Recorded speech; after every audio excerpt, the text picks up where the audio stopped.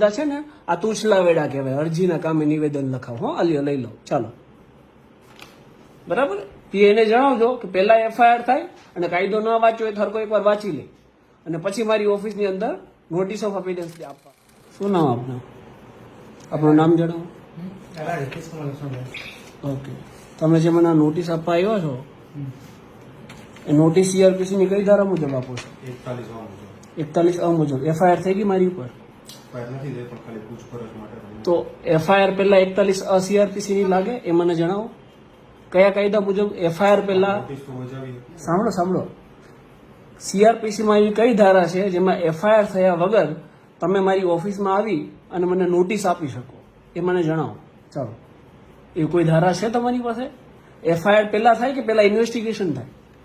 પહેલા એફઆઈઆર થાય પછી ઇન્વેસ્ટિગેશન થાય.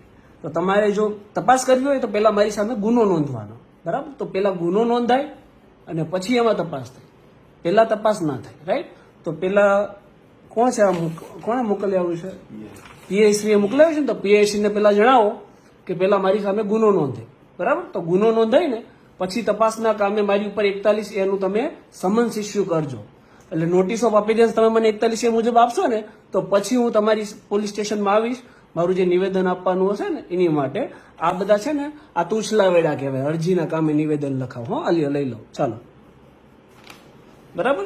પીઆઈને જણાવજો કે પહેલા એફઆઈઆર થાય અને કાયદો ન વાંચ્યો હોય તો હરકો એકવાર વાંચી લે અને પછી મારી ઓફિસની અંદર નોટિસ ઓફ અપીયરન્સ આપવા આવો. બરાબર. ચાલો ધન્યવાદ. જય હિન્દ ભાઈ. હો.